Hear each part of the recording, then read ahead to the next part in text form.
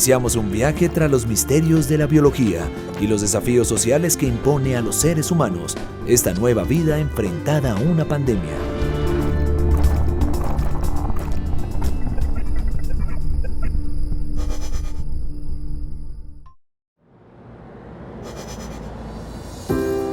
El confinamiento, las restricciones sociales y la pérdida del trabajo, entre otros factores, han contribuido a elevar los niveles de estrés y ansiedad y hacer aún más crítica la situación de mujeres, niños y niñas que sufren maltrato infantil.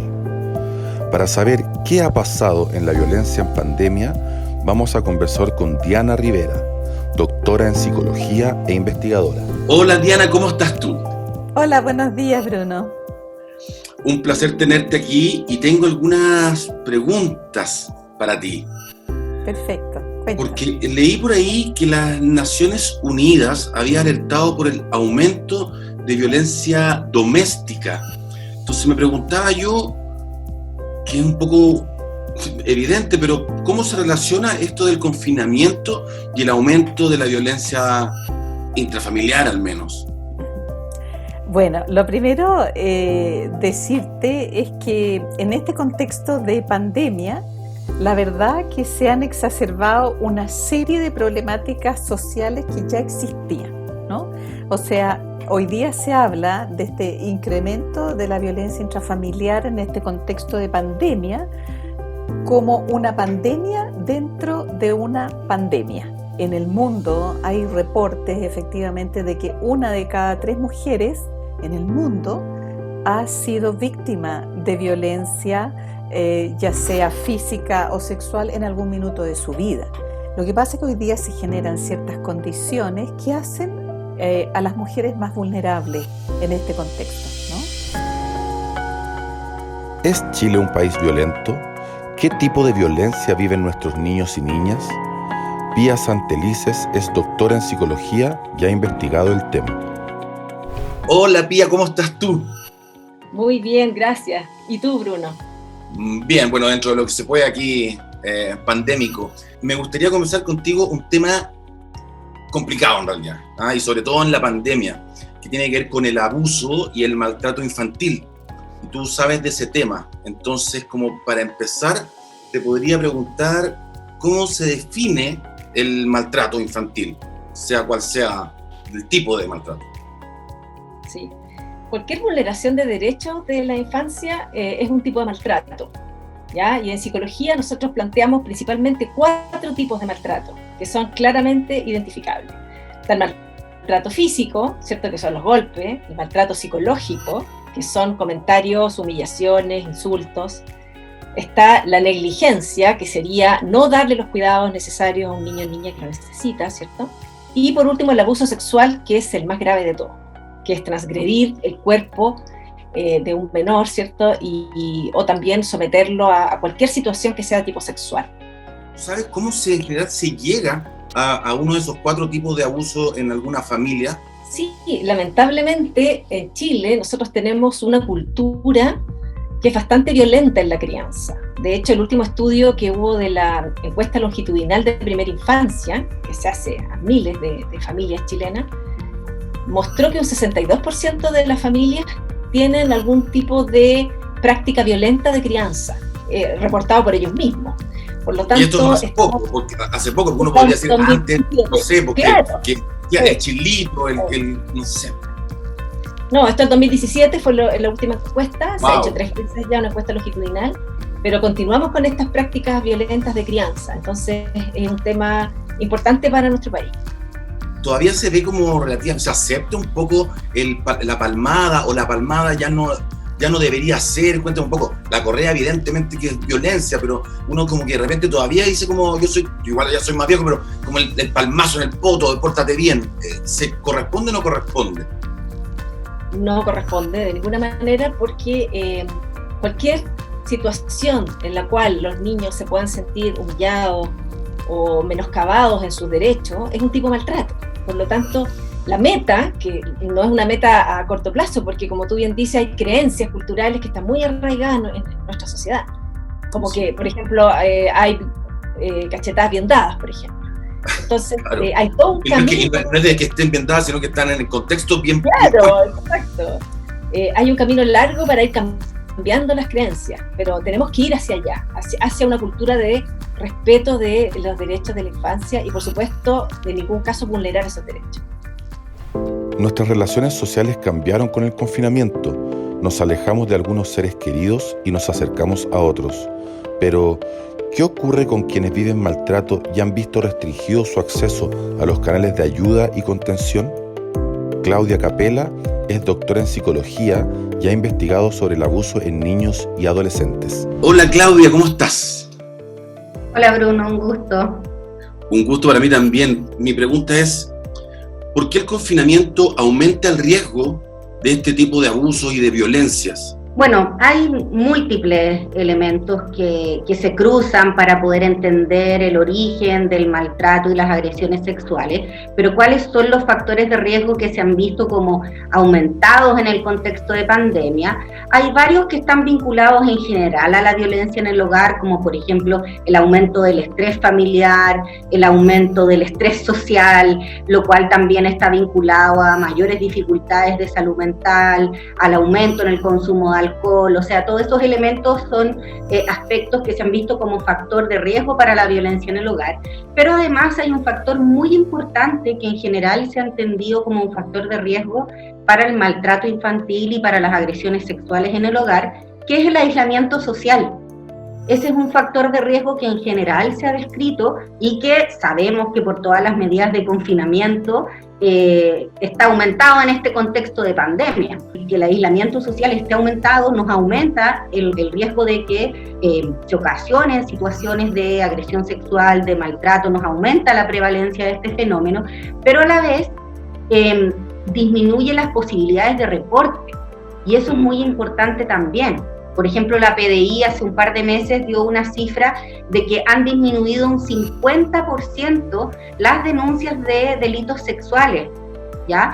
Lo cual uno dice, bueno, mejor, disminuyeron los casos, pero no es así, al revés, nos alerta más, porque en el fondo si tenemos los factores de riesgo aumentados para situaciones de maltrato y abuso y están disminuyendo los reportes, en el fondo eso nos está dando cuenta que este tipo de fenómenos está quedando más invisibilizado de lo que era antes de la pandemia. Y en el fondo eso es un elemento que ha generado mucha preocupación en el ámbito de quienes trabajamos con infancia, porque en el fondo tenemos que ver con cómo favorecemos la detección de este tipo de fenómenos en la pandemia. O sea, si tenemos aumentadas situaciones de riesgo y por otro lado han disminuido los reportes, ¿cómo hacemos para poder detectar lo más tempranamente posible los niños, niñas y adolescentes que están viviendo este tipo de situaciones? Un elemento que se ha visto es que es muy difícil poder contar este tipo de experiencias, ya a propósito de las dinámicas que ocurren, de que muchas veces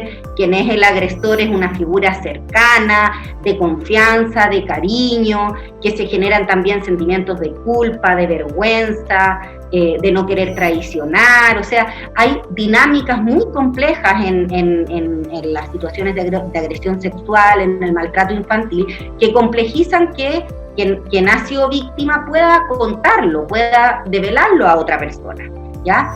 Y eso se dificulta más todavía en el contexto de pandemia, porque vínculos externos al hogar, donde pudiera ser eventualmente más propicio contar, ¿cierto?, están dificultados, ¿cierto?, porque o son por internet o no están contactos que previo a la pandemia sí estaban como más regularmente, como el ir al colegio, estar con los amigos, o el poder conversar con la profesora o con la psicóloga del colegio, o ir a un control de salud y que el médico o el profesional pregunte. O sea, hay contextos protectores que también se han visto dificultados en la pandemia, y también un elemento que es súper importante es que aun cuando muchos niños cuentan este tipo de experiencias a personas de la familia, también se ha visto que es más fácil cuando hay más distancia, ¿ya? Y por lo tanto el estar en contacto con la figura agresora de manera mucho más recurrente, más frecuente, hace más difícil para quienes han sido víctimas poder contarlo. Y entonces probablemente requerimos mayor distancia de la persona agresora, pero también que tener contacto con las figuras protectoras a las cuales yo pudiera contarle.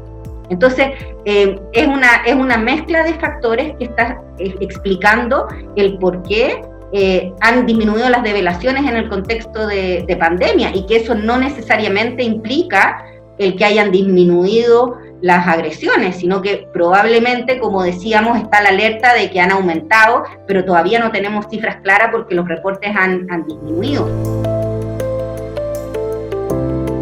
La violencia física, va de un rango muy variable, puede ir desde una cachetada, un zamarreo, hasta golpizas, uso de armas de fuego, objetos contundentes que pueden llevar desde lesiones leves hasta efectivamente la muerte de las personas, ¿no?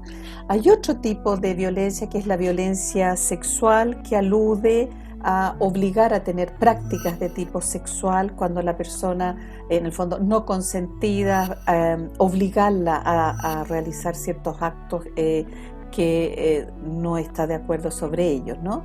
Violencia psicológica apunta a afectar emocionalmente, generar sentimientos negativos en las personas que son víctimas de este tipo de violencia. Y también hay otros tipos de violencia que son un poquito más invisibles, si tú quieres, como por ejemplo violencias económicas, que significa no proporcionar, por ejemplo, los recursos para que las personas puedan desarrollar su vida, efectuar los gastos que requieren, etcétera, ¿no? ¿Cómo se puede identificar? Me dijiste algunas claves, algunas características de algún maltratador. No es para que alguien haga un checklist y diga, ya es ese maltratador, pero me imagino que hay ciertos caracteres que son como comunes. Lo primero es la posesividad, la vigilancia permanente de dónde está la persona, qué está haciendo, con quién está, y un intento de controlar los contactos. Y si la persona, la mujer, no informa, se enojan si tú no haces lo que quieren. Lo segundo, los celos. Generalmente acusan de ser infiel o que la persona está coqueteando. ¿Ah? Entonces le dicen a la mujer, pero es que yo vi cómo miraste a esta persona, es que ¿por qué te vestiste de esta manera? ¿Por qué bailaste de esta manera? Vi que estabas mirando a otro de una manera coqueta, etc. Entonces comienza un proceso de aislamiento de la familia, de los amigos, y empiezan a comportarse de forma descortés con la familia y con los amigos. ¿Te fijas? Entonces las personas van, te invitan a una fiesta y esta persona te hace una escena. Claro. ¿Te fijas? Es desagradable. Entonces fomenta el que las personas disminuyan el contacto. Lo tercero, humillaciones permanentes, comentarios que son despreciativos en público o en privado. En el fondo, que apuntan a atacar la inteligencia del otro, la apariencia o la salud mental, decirle que está loca, que cómo se le ocurre pensar una cierta cosa, o que está gorda, o que no se cuida suficiente, y es permanentemente estar comparando a la persona con los otros, ¿no? A su vez culpan a la persona de todos los problemas que puede tener la relación, e incluso de los arrebatos violentos que pudiese él tener, ¿me entiendes? O sea, es que tú me provocas, es que si tú hicieras tal cosa esto no pasaría, y además dicen cosas como: ¿quién te va a aguantar si terminas la relación? ¿Quién te va a querer? Nadie más te va a querer. ¿Quién te va a aguantar? Etcétera. Lo otro también son las amenazas. Gritan, golpean objetos, pueden estar refunfuñando permanentemente, pueden romper cosas que la persona valora, y pueden emitir amenazas contra la persona, familias, amigos y, ojo, mascotas u objetos preciados. ¿Te fijas? Que pueden ser objetos o seres vivos como las mascotas, ¿no?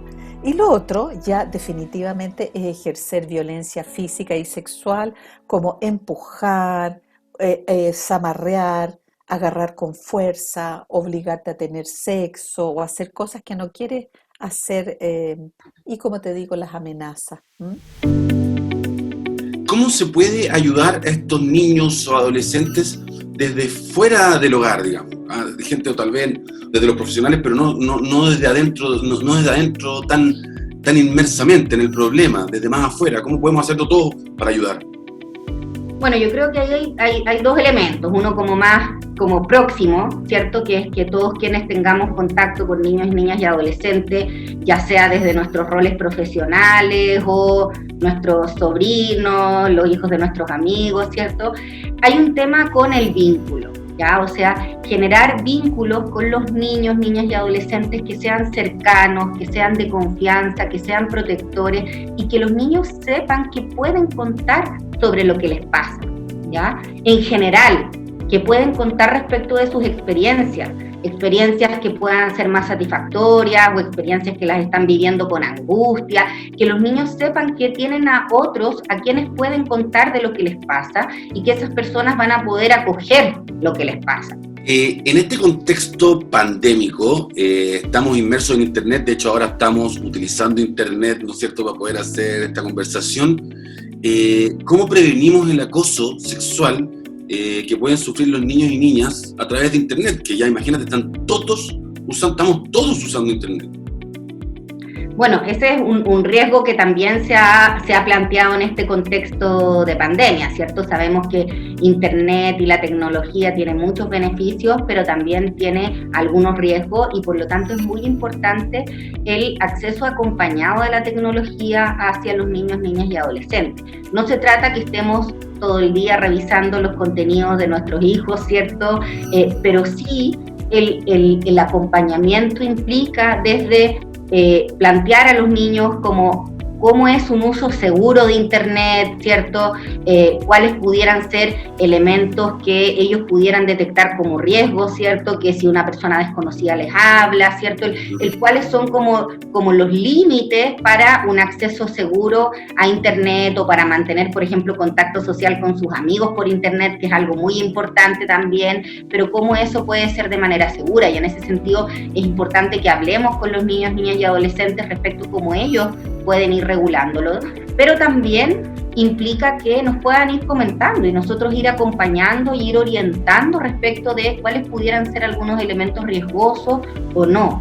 Bueno, Claudia, finalmente una pregunta. ¿Hay intervenciones efectivas para superar estos abusos, por lo menos aquí en Chile? ¿Qué sabes? ¿Cómo están los datos? Que estas experiencias son muy dolorosas, implican un proceso largo de recuperación, pero sí es posible superarlas, ¿ya? Es algo que hemos podido ir viendo en las investigaciones, que tal como te decía, es difícil, pero sí los niños, los adolescentes, sus familias, logran generar como un cambio y poder aprender a integrar esta experiencia, a poder vivir con ella, con lo dolorosa que fue, ¿cierto? Pero que no impacte negativamente en distintas áreas de su vida. Y por lo tanto lo que hemos visto es que la superación de estas experiencias sí es posible, pero requiere de mucho apoyo, ¿ya? Un elemento importante es la psicoterapia, son las intervenciones psicosociales que apoyan en esos procesos de superación, pero también el apoyo de la familia, el apoyo que pudiera haber desde el sistema judicial, ¿cierto? Que no termine revictimizando a quienes han sido víctimas, o sea, hay hartos apoyos en distintos niveles, a nivel social, de los amigos, etcétera, pero lo que nosotros hemos visto en las investigaciones es que sí es posible superar estas experiencias si se reciben los apoyos que en el fondo que el niño, niña, adolescente necesita. En la casa de al lado vive el Matías, se escuchan gritos todo el día. Si puedes oírlo, puedes ayudarlo. Si puedes oírlo, puedes ayudarlo. Cuéntame un poco sobre la campaña, que la encontré sensacional, me encantó la canción, ¿para quién está dirigido? Cuéntame un poco. Si cualquiera de nosotros adultos detectamos alguna situación, si lo podemos ver, lo podemos apoyar a ese niño o niña, o podemos ayudar también a esa familia. No solamente con el afán de denunciar, que por supuesto sí siempre es útil cuando es necesario denunciar, pero también antes de denunciar, que haya un espacio de comunicación, de apoyo mutuo, para que nos sintamos como una comunidad, Entonces la campaña está dirigida a adultos y también a niños, por eso tiene un lenguaje también de niños, ¿verdad?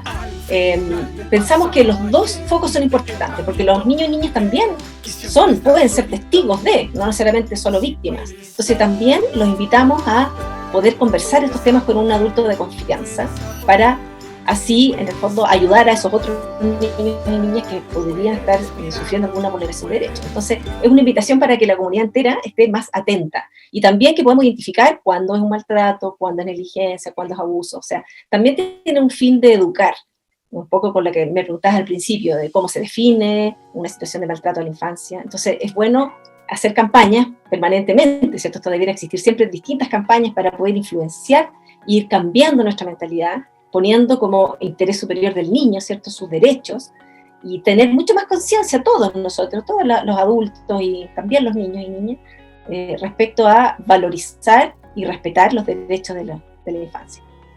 Diana, ¿qué puede hacer una mujer que se encuentra atrapada? Porque no sé cómo decirlo, y sobre todo ahora en pandemia, digamos, que hay que estar más encerrado.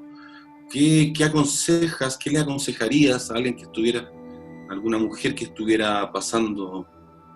Lo primero que se ha planteado, y de hecho se han reforzado, por ejemplo, en Chile, lo que son las líneas telefónicas de consulta y las líneas telefónicas de ayuda. Eso es algo que también se ha recomendado internacionalmente, ¿no? Lo segundo que se ha recomendado también ha habido una inversión. El Estado chileno escuchó lo que Naciones Unidas indicó, ¿no? También se ha sugerido fortalecer las organizaciones de la sociedad civil. O sea, siempre hay organizaciones de mujeres, etcétera, que están preocupadas del tema, donde también estas personas, además de acudir a estos fondos de ayuda, también acercarse a las organizaciones que existen. Otra de las cosas que se ha intentado hacer es que garantizar que los sistemas judiciales sigan funcionando. Porque te fijas, o sea, los tribunales de familia, etcétera, han tenido problemas severos, ¿no es cierto? Por ejemplo, hacer una denuncia, etcétera, o puede ser muy poco seguro, porque hoy día te están diciendo que te quedes en casa, ¿no? Entonces, todo lo que significa las denuncias igual se hacen más difícil, pero también hacerlas aun cuando no sean particularmente expeditas, ¿no? La pandemia ha dejado en evidencia que el maltrato al interior del hogar no es un tema del pasado. Somos un país violento que debe cambiar sus patrones de convivencia ya. Debemos estar atentos y tender redes de apoyo, que la conexión y el espíritu solidario surgido en este periodo también nos sirva para cuidarnos entre todos y, muy especialmente, para proteger la infancia.